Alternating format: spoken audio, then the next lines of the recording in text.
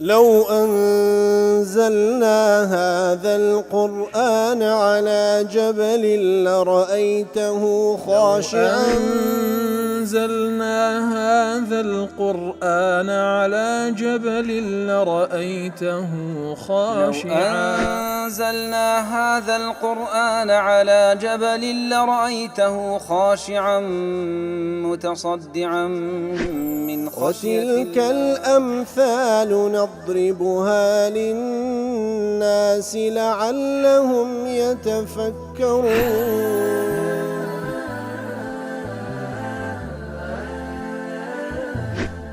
الحمد لله والصلاة والسلام على رسول الله وعلى آله وصحبه ومن والاه. السلام عليكم ورحمة الله. برزان خوش حالم لواني 898 لواني كاين تفسير القرآن بيروز بهم وخزمتان ومبست رزامندي رب العالمين وهي دارم إيوي آزي السودي لور بقرن. أعوذ بالله من الشيطان الرجيم. بسم الله الرحمن الرحيم.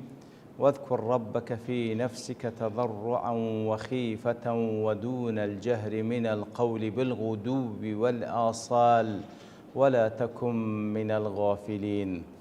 والإخوة وسناو كلواني راب رجل خدمة دوات بيروزا داوين كخواي يقول فرمان بيغمبرك صلى الله عليه وسلم لدواويش فرمان بهم أمدك ذكري خواي يقول بكين ذكري خواي يقول وكو لواني راب رجل باس ما كركوا همو شوازەکانی ذكر دەگریتەوە لە نوێژکردن لە قورئان خوێندن لە تەسبیح و تەهلیل و تەحمید هەمووی ذکرە بیرکردنەوە لە ئاەتێک لە ئاەتەکانی خوای گەورە ئەوجا ئاەتێک کەونی بی یاخود ئاەتێک قورئانی پیرۆز بی بیرکردنەوە لە ناز و نیعمەتێک لە ناز و نیعمەتەکانی بە هەر شێوەیەک ئەوانە هەمووی ئەنواعی ذکر هەیەکەوە بەڕاستی دەرگایەکی زۆر فراوانە لە ذکری خوای گەورە. ذکری خوای گەورە بکە سبحانه وتعالى في نفسك لقولاي نفستو هالقولة بشاراوي تضرعا بوبري ملكتي بوخوا سبحانه وتعالى زليلي بنوينة. واذكر ربك في نفسك تضرعا وخيفة ودون الجهر من القول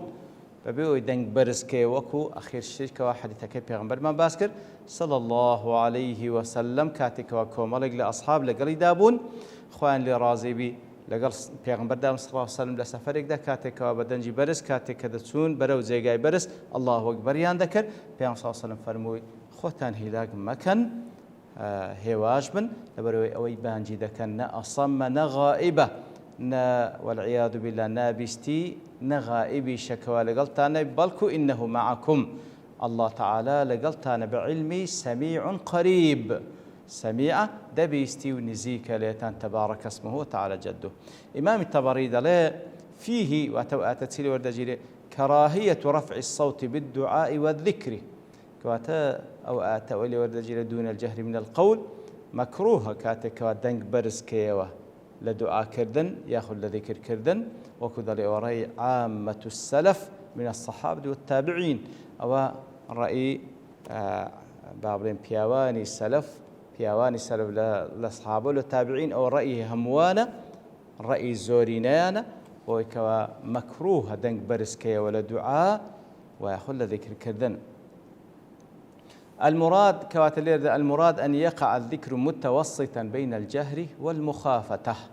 كواتلير دون الجهر من القول ببستك أويا واتل ذكر كردن لدعاء كردن دنقد مامنا وانديبي نجهري بيبك نزهري بيبكا نمخافتج بك بتواتيه بيشاري وبهشة وبس زمان دانه وكو خاي قول سورة الإسراء دفن ولا تجهر بصلاتك ولا تخافت بها وابتغي بين ذلك سبيلا كواتا نا أشكال كردنك بوشو كهمو خلق بيستي نا بشيوش إلا لنا نفس الدولو درون ببسر زمان الدانه كواتا باشترين حالة دوه لدلتو هالقولي وبس زمان دابه بشيوه كوا زمان لقلبو جولي وبخوشت ببيستيوه بلام نقدر برسكيوا لحالة شديكا أن يكون باللسان لا بالقلب وحده أوش تأكيد سذكاته وكل تفسير قاسمي كهذا بزمان يجبينك تنها بدلبي ودون الجهر أي أذكره ذكرا في نفسك وذكرا بلسانك كاتك هدفني واذكر ربك في نفسك لضلتوا هالقولوا بزمان اشتوى بس زمان شدابي بلام دون الجهر من القول دنجي بي برز مكوا توكل معارج ضل فمن آداب ذكر الله باللسان أن يكون دون الجهر كواتا يقل آداب كان لآداب ذكر خواهي سبحانه وتعالى أن يكون دون الجهر دنجي بيبرز مكوى ويدخل فيما دون الجهر كواتا كذا في دنجي بيبرز مكوى يعني لازم واتا همسي بيوبكا واتا بابلين بكرد واردين ورت واتا بس زمانت بشويشي نزم والذكر الخفي مع تحريك اللسان به كواتا هم كذا فرم دون الجهر واتا ورتي زمان ويأخذ ذكر شيء خفي كوازمان لقلب زليتوا بشاراوي وفائدة الذكر اللساني كاتك وهذا فرمي كلنا ودلتوا هل دقولي وبس زماني شدابه طبعا ناو نوجهك علماء دين شرط براستي ناكلت سورة الفاتحة ويأخذ أذكاركاين ديك كوالنا قرآن دخل إلى ناو نوجدكي تنها ناو دلت ببس زمان دان دابي بس زمان دابي أقدار بين وفائدة الذكر اللسان أن يكون مساعدا لمراكز الذكر في النفس براستي كاتكوا ذكرك بزمان بس لدلتوا هل دقولي وبزماني شداده أو يارمتي درا لبو مركزي ذكر لنا نفس دولو درون يعني تالنا نيجي ملاحظة بك زور زان أجر بس زمان الدانية أجر لينية وفكر لزيجاش كبلام أجر ده تركيز اللي سنوجه كذبي بس زمان الدابي وبتايبتي أو عندش كواب خد جود لي بتوب شرط أجر نوجه جماعات بوي أزيتي دور برد ندي كواتب راسي بس زمان ده هاتني أو ذكرى يارمتي درا لبوي كوا مركزي ذكر لنا ونفس الدلو درون أو ناوندك وتايبته بذكر كرني خواهي سبحانه وتعالى أقادار بي حتى تعمل هذه المراكز بالذكر الحقيقي المطلوب مصاحبته لتحريك اللسان بالأقوال ذات المعاني المتصلة بعناصر ذكر الله نفسه التي سبق بيان كواتا تاوكو أو ذكرى دقولاي دلتو هالقولي حضوري قلبي لقل دابي بس زماني شدابي وكلما كان ذكر اللسان أكثر بعدا عن الجهر بالقول كوات أو ذكر اللسان يشهر سند الدور بي لو كوات دنقت بي برز نكيوة كان أكثر مساعدة على الاشتغال النفس والقلب من أعماقهما بذكر الله سبحان الله يعني كوات هرتسندي كاتي كوا بس زمان الدادي بلام دنجي بي برز نكيوة أو زياتر يارمتي دركوا نفس دور درون اللقالي تفاعل بكن أزوك ذلك كات كذا فنودون الجهر من القول تحدد السقف الأعلى لأدب الذكر اللساني المساعد لذكر النفسي والقلبي كواتا كات كذا فنودون الجهر من القول كواتا زمان بجدار بتيدا بلام نابي بقاتا أو حدي كوا جهر بيبكي وخلق جويلي بينا هندا زمان لقالي بزولي وهندا دنگا كبنزمي بي باي أون دي كوا مراكزي بابلين نفسه ضلو درونت لقالي تفاعل بكن وهي في الوقت نفسه توجه للعناية بالأخذ بالأخفة فالأخفة من الذكر اللساني والتعود عليه كواتا ليردا هان ماندا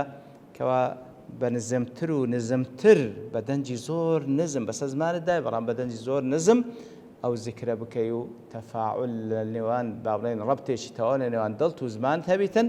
كاتكوا أو ذكر ذكيات سندي دنقر نزم تربي بس زمان الدابي بلان بدنجي نزم تر زياتر دلد آمادة دبي لعمق نفسه دلو درون الدردسي لأدبك لآداب كان تلك خواهي فرمان بيكرديا بالغدو والآصال أو ذكريكوا واذكر ربك في نفسك تضرعا وخيفة ودون الجهر من القول بالغدو والآصال واتاب بيانيان إيواران أن يكون بالغدو والآصال أي في البكرة والعشي لبيانيان والإيواران بي فتدل الآية على مزية هذين الوقتين براستي أو آتاب القيل سروي أو بابرين فضل قوري أو دوكات زور مهمة لأنهما وقت سكون ودعة أو دوكاتي كاتي بابرين إسراحة وتعبد واجتهاد إسراحته دس خالبون لكارو كردو كاين دنيا ووقتي أو كوازيات البنداتي وخوه لاكي لبو خوي قولا وما بينهما الغالب فيه الانقطاع لأمر المعاش لو بيناش بين بيانيان وإيواران أو بين زياتر خلق بعام إنسان بعام زياتر خارج كارو باري دنيايا كواتا لويا بعمل أذكاري الصباحي ومسائي واردة وكو علماء كباسي دكن زيادة لدواي نواجي بياني دس بأذكاري صباحي ذكري لدواي نواجي عسريش دس بأذكاري مسائي ذكري أو بينش زيادة كاروباري دنيا. وقد روي أن عمل العبد يصعد أول النهار وآخره أو هاج روايات كراء وكل تفسير قاسمي ذلك وكارو كردو كان من لبيانان بالإواران برز دبيتوا فطلب الذكر فيهما ليكون ابتداء عمل واختتام بالذكر كواتا لو دوكاتش بيام صلى الله عليه وسلم كردن ذكري خواهي يقول من أذكار الصباح ومساء تاوكو بداية كاركاني أو روجة ونهاية كاركان هرب ذكر برز بيتو وكو معلومة كوا أو دوكاتية وكل حديث صحيح بيام بداية صلى الله عليه وسلم كوا دو تسين ملائكة بابلين دين السروي زوي يتشان بيانيان دي حتى عسران يشان لعسران مجموعة شيء دون لعسران حتى بياني لو دكاتة بيانيان وآن بيانيان ونواجه عسر لو دكاتة أكبر عدد وتزياترين جماري ملائكة آمادا لويا همون نواجه كان زور منه بتايبتي أو دون نواجه بتايبتي أذكار كان لباشي أو دون نواجه لبروي ملائكة شي زور آمادا لو كاتان دا وكل تفسير معارج ضليه وهذان الوقتان كان الأنبياء عليهم السلام يحرصون على ذكر الله فيهما كاتأودو كاتب وكوا پیغمبران عليهم الصلاة والسلام حريص بوينة لسر ذكر پروردگار تيدا ولدواي أوانج ويتأسى الصالحون من المؤمنين بهم فيذكرون ربهم فيهما لو صالح كان لإيمان دارانش عيني اقتداء بيغمبران كان عليه الصلاة والسلام لو دكات لذكر خواهي وردانا فمن كان حريصا على أن يدخل في مواكب الأنبياء والصالحين هركسك حريص لسروي بقاتا أو قافلة مباركة قافلة بيغمبران وبيو الصالحان عليه الصلاة والسلام فعليه أن يواظب على ذكر ربه دواما بالغدو والآصال مع الالتزام بآداب كواتا بيوستا حريص بلسر ذكر خواهي قور بتابت لبيرانيان وإيواران وهروها بو آدابك خواهي قورا باسي دكا لكوتا آيات كذا دفن ولا تكن من الغافلين عكس ذكر غفلة براستي كاسك ذكر خواهي قور نكا أولا غفلة دا إتر ولا تكن من الغافلين أي من الذين يغفلون عن ذكر الله ويلهون عنه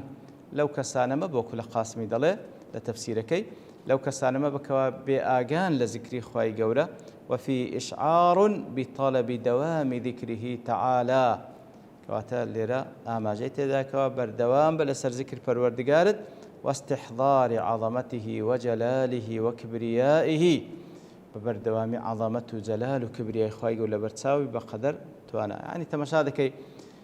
ذكري خواهي قولا هم كاتي خواهي قول فرماني كرد ذكري خواهي قولا بكين واتا حتى وكوتمان كوا أصل لنويج لبو ذكري خواهي كوا بداخ وزورمان لنويج كانش ما أقاما لينيا خواه بنامان دا لدواي نويجيش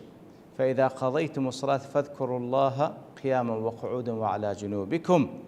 إتر سبحان الله يعني لدواي نويج هر عين دفرمي لهر حالة يقبون لبيه ولا دانشتون لا راكشان ذكر خواهي قولا بكا حتى لو كاتان كوا زور لمشاقتنا خوشي دا لروبا روبنو لقل كساني چي بيباور إذا لقيتم الذين كفروا لوين درج عين دفرمي عين لو وكل سورة الأنفال ده هاتيا ذكري خواهي قورب كان سبحانه وتعالى ذكري خواهي قورب كان إذا لقيتم فئة فاذكروا الله كثيرا كاتكوا برامبر روبروي كسانك بنو لدجمناني خوا ذكري خواهي قورب كان وتندين آت وأحاديث براستي مسألة ذكري خواهي قورب زور مهمة أصلا وكو بيان صلى الله عليه وسلم دفرمي أو ذكري خواهي قورب وكو كوا ذكري خواهي قورب نكا وكو نمونان وكو كسي زندي وكسي مردية أو كوا ذكر خوانك زندية أو كسي كوا ذكر خوانك وكو مردي واي كوا براستي زور مهمة ولا تكن من الغافلين وكل تفسير سعد الذين نسوا الله فأنساهم أنفسهم وكو كسان مبن كوا خوايان لبير كر خواي قورش واي كر كوا خوايان لبير بكن فإنهم حرموا خير الدنيا والآخرة أو كوا خواي لبير بكا محروم دبي لخير دنيا وقيامة إتر أو كسا محروم دبي لها مو سعادة بختوريك لا بدس هناني تكبراسي ألا بذكر الله تطمئن القلوب بذكر خوا كاتك وبفعلي ديك بدل درون وبزمانه اطمئناني قلب دل درون وسعادته ده خد محروم دكي لو سعادتي يتركسك بآقابي وكدل وأقبلوا على من كل الشقاوة والخيبة في الاشتغال به كواتا كاتك وذكري خوادكي أتو رد لخواك سبحانه وتعالى هم سعادة لايوية ولام كاتك وبشتي ليدكي بج لخوادكي طبعا بج لخوادكي رول دنيا دكي براستي همو دردسري همو ناخوش ونهامت يكان لشيطان لخريق بون بدنيا وهذه من الآداب التي ينبغي للعبد أن يراعيها حق رعايته براستي أو آداب أنك أخوي يقول لي لباس كده پێویستە بەندە بە تەواوەتی مراعات بکات لەوەی کەوا ذکری خوای گەورە بکات لە بەیانیان و لە ئێواران لە هەموو کاتەکان و بە تایبەتش لە بەیانیان و ئێواران بە ئیخلاسەوە بەو پەڕی ملکەچیەوە بە زەلینی نواندنەوە بەو شێوەی کەوا دڵ و دەروون و دڵ و زمانی لەگەڵ یەک بەردەوام بن زۆر بە ئەدەبەوە بەو پەڕی بە عەظەمەتدانان بابرن بە عەظیم زانینی خوای گەورە سوبحانەهو وتەعالە ڕوون لە ذیکرەکان بیتن تاوكو لو كسان بكوا خواي جور سبحانه وتعالى وكل حديث صحيح دات بين صوم دفرمي خواي جور دفرمي هر كسك ذكرم كأمر ذكري دكم إتر لو كسان بكوا بختور بي بذكري خواي جور لو كسان بي كوا لمشقتنا خوشيكاني دنيا دور كويوا بتسوننا وحصني ذكر كوا بارز راو دبي لشر شياطين كاني إنس وجن وصلى الله وسلم على نبينا محمد وعلى آله وصحبه أجمعين وآخر دعوانا الحمد لله رب العالمين. لو أنزلنا هذا القرآن على جبل لرأيته خاشعا أنزلنا هذا القرآن على جبل لرأيته خاشعا أنزلنا هذا القرآن على جبل لرأيته خاشعا متصدعا من خشية الله. وتلك الأمثال نضربها للناس لعلهم يتفكرون.